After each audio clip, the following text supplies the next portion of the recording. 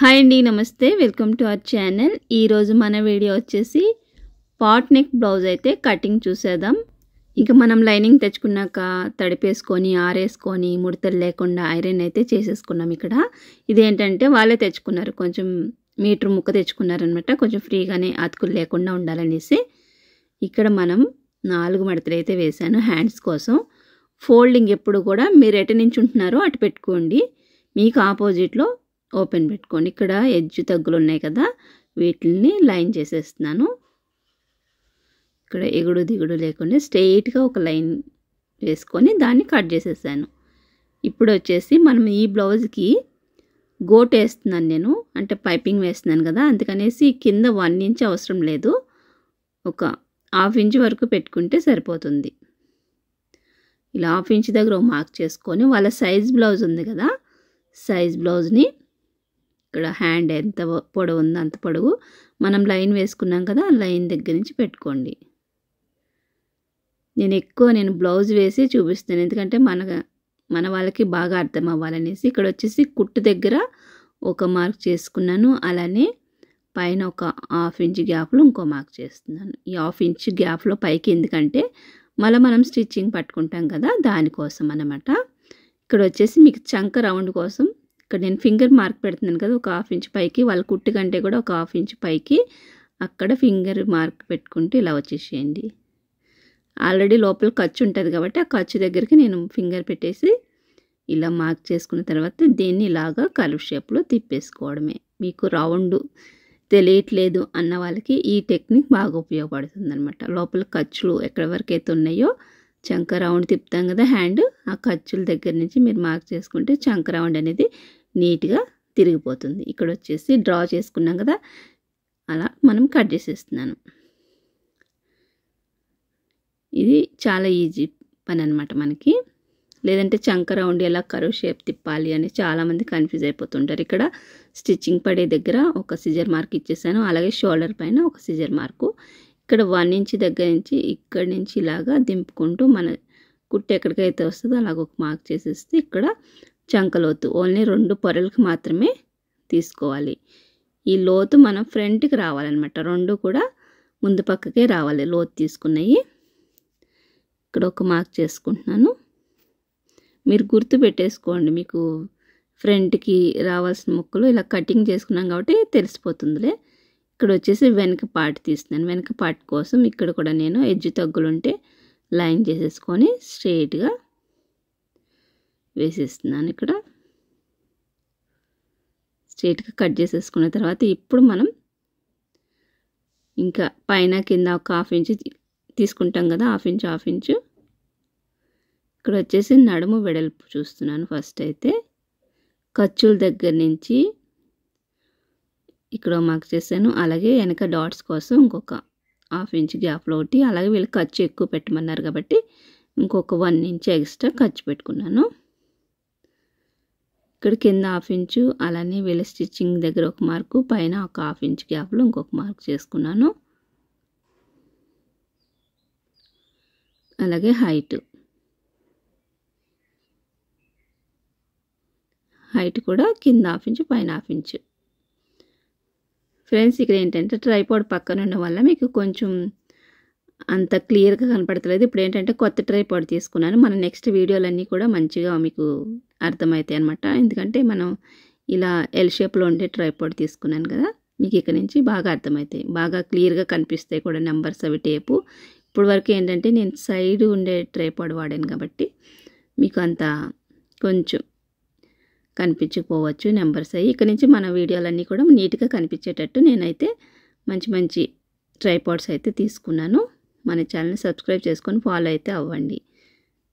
ఇక్కడ వచ్చేసి ఒక బాక్స్ లాగా అయితే మనం డ్రా చేసేసుకుందాము. ఇక్కడ 12 ఇంచుల దగ్గర కింద వచ్చింది కదా, ఇక్కడ కూడా 12 ఇంచుల దగ్గర మార్క్ చేసుకొని ఒక బాక్స్ లాగా అయితే నేను డ్రా చేసుకొని ఆ బాక్స్లోనే మనం చంక రౌండు అలానే నెక్ రౌండు అన్నీ కూడా వచ్చేసేటట్టు చూసుకుందాం. ఇక్కడ వచ్చేసి 6 ఇంచుల దగ్గర వచ్చింది కదా చంక డౌను.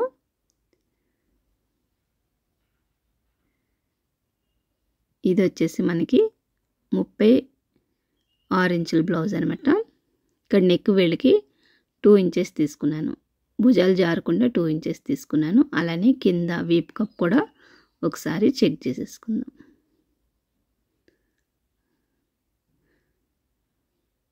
ఇక్కడ రౌండ్ వాళ్ళ నెక్ రౌండ్ ఎంత ఉందో ఇలా పెట్టేసుకొని బ్లౌజు చెక్ చేసుకోండి. కొంతమంది ఏంటంటే బ్రాడ్గా వేసుకుంటారు, కొంతమంది దగ్గరగా ఉంటాయి నెక్లు, అందుకనేసి చెక్ చేసుకోండి ఎంత వెడల్పు ఉందనేసి. ఇక్కడ వచ్చేసి వీప్ కప్ చూస్తున్నాను.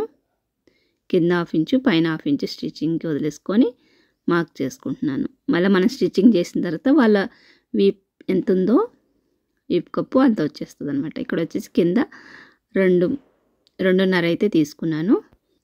ఇలా పైన 2 కింద 2.5 తీసుకున్న తర్వాత స్కేల్ తోటి ఇలాగైతే లైన్ చేసేసుకోండి. లైన్ చేసిన తర్వాత ఇందులోనే మనం పాట్ షేప్ అనేది డ్రా చేసుకోవాల్సి. పాట్ అంటే మన కుండ ఎలాగైతే ఉంటుందో షేపు దాన్ని అయితే ఇందులో డ్రా చేయాలి. చూస్తున్నారు కదా నేను ఎలాగైతే వీడియోలో చూపిస్తున్నానో అలా డ్రా చేసుకోవాలన్నమాట. పాట్ షేప్ అంటే బ్లౌజ్ ఇదే. మామూలుగా పైన థ్రెడ్స్ పెట్టుకుంటారు కదా తాళ్ళు కట్టేదానికి, దానికి పెట్టిన తర్వాత నీట్గా ఉంటుంది వేసుకున్నప్పుడు. కింద కొంచెం బ్రాడ్గా, అలానే పైనకి వచ్చేసరికి కొంచెం దగ్గరికి కుండ షేప్ అనమాట ఇది. ఇక్కడ పైన వచ్చేసి ఒక 1/2 ఇంచు లోపలికి లైన్ తీసాను. బయటకు వచ్చేసరికి 3/4 ఇంచు వరకు నేను బయటకైతే ఇలా కుండ షేప్ తిప్పేసిన. ఇక్కడ వచ్చేసి షోల్డరు కుట్టుతో పాటు నేను ఇక్కడ డ్రా చేసుకున్నాను. ఇప్పుడు ఇటు 1/2 ఇంచు అటు 1/2 ఇంచు లోపలికి వచ్చేస్తే మనకి షోల్డర్ అనేది ఇంత మిగులుతుంది అనమాట. ఇక్కడ మొత్తం వచ్చేసి 6 ఇంచులు అయితే వచ్చింది మనకి భుజం అంతా కూడా. మొత్తం 2 ఇంచులు నెక్ తీసాం అంటే 2.5 వెడల్పు వచ్చేస్తుంది స్టిచ్చింగ్ చేసిన తర్వాత. కింద డౌన్ కూడా 6 ఇంచుల దగ్గర మార్క్ చేసుకొని ఇట్లా లైన్ వేసేసుకుంటున్నాను. సరే మళ్ళీ బాగా చెక్ చేసుకొని పైన లైన్ కూడా కలవాలి మనకి. సైడ్ పెట్టాం కదా లైను, అది కూడా కలిసేటట్టు చూసుకోండి.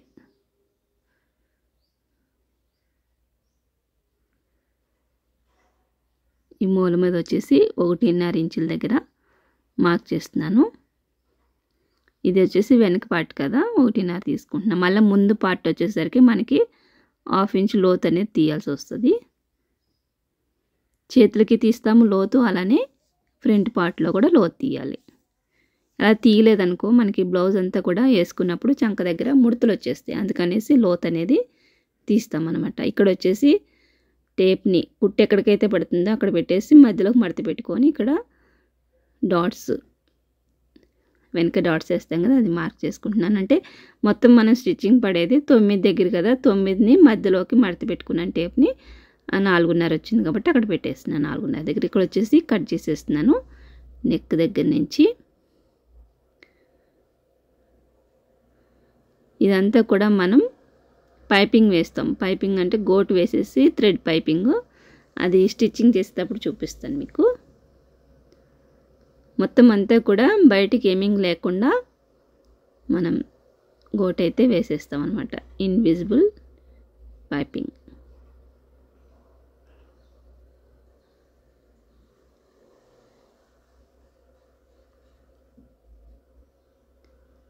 ఇట్లా కట్ చేసేసిన తర్వాత ఇది వేసుకొని మనం ముందు పార్ట్ తీసుకోవాలి. చూస్తున్నారా లైనింగ్ ఏదో పెద్ద 10 సెంటీమీటర్ల దగ్గర అలాగే 90 అంటారు 80 అంటారు. కానీ ఇక్కడ మనకి అతుకులు లేకుండా ఉండాలంటే వీళ్ళు చూడండి వీళ్ళ సైజుకి మీటర్ తెచ్చుకున్నారైనా కానీ కరెక్ట్గా అలాగా అక్కడికక్కడ వస్తుంది.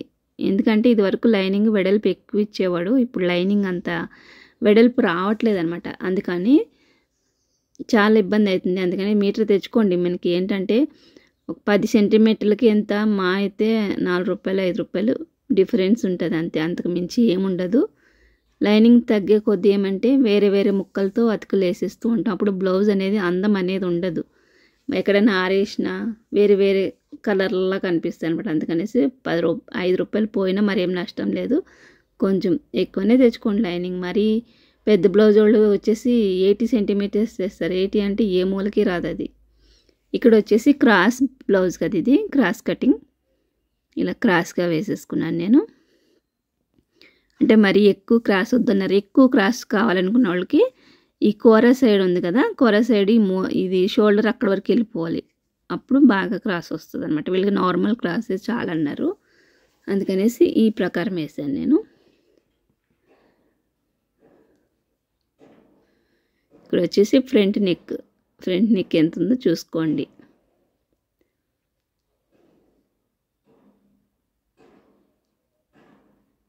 ఫ్రంట్ నెక్ ఇలా పెట్టేసుకొని ఎంత హైట్ ఉందో ఒకసారి ఇక్కడ మార్క్ చేసేసుకోండి. ఒక 1/2 ఇంచు పైకే చేసుకోండి, ఎందుకంటే మళ్ళీ స్టిచ్చింగ్ చేస్తాం కదా, అప్పుడు సరిపోతుంది, లేదంటే డీప్ అయిపోతుంది. ఇక్కడ పాట్ నెక్ తీసాం కదా మనం, అందుకనేసి లోపల నుంచి ఇలా మార్క్ చేసుకోవాలి.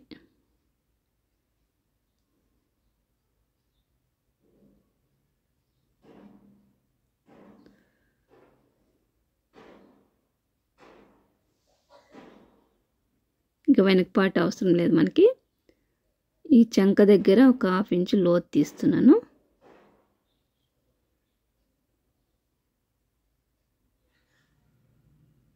ఎవరికైనా ఇంతే తీసుకోవాలంటే ఎవరికైనా ఇంతే వస్తుంది. బాగా బక్కగా ఉన్న వాళ్ళకైతే కొంచెం ఎక్కువ తీసుకోండి.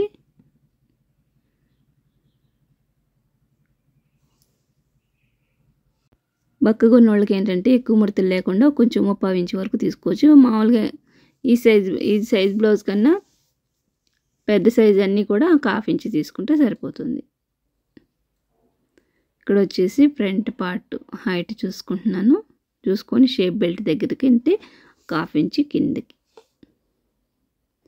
సైడ్ కూడా అంతే.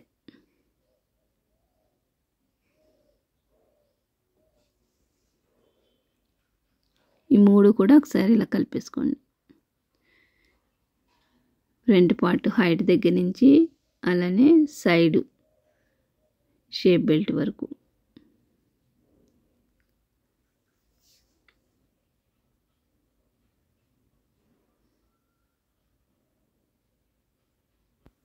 మనం ఎక్కడి వరకు అయితే మార్కింగ్ వేసామో అక్కడే కట్ చేసుకోండి. మళ్ళీ ఇటు కానీ అటు కానీ వెళ్ళిందంటే మళ్ళీ బ్లౌజ్ అనేది తగ్గిపోతుంది, లేదంటే లూజ్ అయిపోతుంది. అందుకనేసి మార్కింగ్ ఎక్కడి వరకు అయితే వేసుకుంటామో అక్కడ వరకునే కట్ చేసుకోవాలి. ఇక్కడ లోతు తీసుకున్నాం కదా, లోతు వరకు కట్ చేసేసేయండి. అలానే 3 ఇంచుల దగ్గర నుంచి మనకి పెద్ద డాట్ అనేది స్టార్ట్ అవుతుంది. ఇక్కడ వచ్చేసి చంక డాటు, మధ్యలోది పెద్ద డాటు.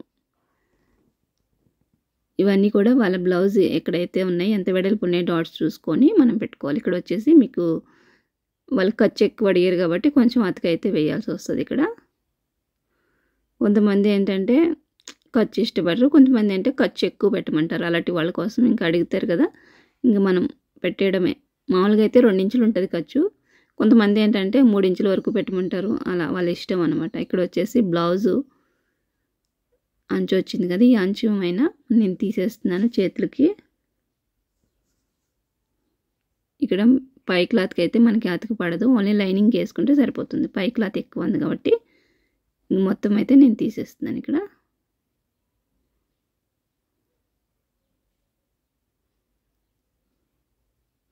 పక్కన పెట్టేసుకొని ఇంకా వెనక పార్టు ముందు పార్టు కూడా తీసేసుకోవడమే. ఇక్కడ ఫ్లవర్స్ వచ్చినాయి కదా, ఫ్లవర్స్ చూసుకొని తీసుకోండి, ఎందుకంటే పైకి ఉన్నాయి కొన్ని, ఇలా ఫ్లవర్ నిలబడి ఉంది కదా, అందుకనేసి చెక్ చేసుకొని తీసుకోవాలి. లేదంటే ఫ్లవర్స్ అనేది కిందకు చూస్తూ ఉంటాయి అన్నమాట. అలాంటి చిన్న చిన్న మిస్టేక్స్ మనం చేయకూడదు. 1కి 2 సార్లు చూసుకొని కట్ చేసుకోండి. మనం ఎంత ఆలోచనలో ఉన్నా, కొంతమంది ఏంటంటే ఫోన్ మాట్లాడుతూ బ్లౌజ్ కటింగ్ చేసేస్తూ ఉంటారు. ఎంత మాట్లాడినా, ఎంత పనిలో ఉన్నాయి, మనం కట్ చేసి ఇది ఏంటనేది ఒకసారి ఆలోచించుకొని తీసుకోవాలి. ఒక్కసారి మిస్టేక్ వచ్చిందంటే మాత్రం ఇంకా వాళ్ళు బ్లౌజ్ ఒకటే ఉంటుంది కదా శారీలో, మళ్ళీ ఇంకోటి వేసుకోలేరు. ఎంతో రేటు పెట్టుకొని కొనుక్కుంటారు చీరలు అవి. అందుకనేసి ఇక్కడ వచ్చేసి పై క్లాత్ కూడా నేను ఎక్కువ క్రాస్ అయితే వేయట్లేదు, నార్మల్ క్రాసే వేస్తున్నాను, ఎందుకంటే ఎక్కువ క్రాస్ వద్దన్నారనమాట. అందుకనేసి మామూలుగానే వేసేసాను ఓ మాదిరిగా. అందుకనేసి ఎన్నెన్నో వేలు పెట్టుకొని కొనుక్కుంటారు కాబట్టి చాలా జాగ్రత్తగా మనం కటింగ్ చేయాల్సి వస్తుంది. లేదంటే వాళ్ళు ఏమన్నా కానీ మనం పడాల్సి వస్తుంది, మనం తప్పు చేసామంటే. అందుకనేసి అలాంటి తప్పు జరగకుండా కొంచెం జాగ్రత్తగా కట్ చేసుకుంటే సరిపోతుంది అనమాట. చూసారు కదా friends, pot neck blouse cutting. అలాగే నెక్స్ట్ పార్ట్లో నేను స్టిచ్చింగ్ అయితే వేస్తాను. వీడియో నచ్చితే లైక్ చేయండి. మన ఛానల్ ఎవరికైనా ఉపయోగపడుతుంది అనుకుంటే ప్లీజ్ షేర్ చేయండి. మరొక మంచి వీడియోతో మళ్ళీ కలుస్తా. అప్పటి వరకు bye bye. Thanks for watching.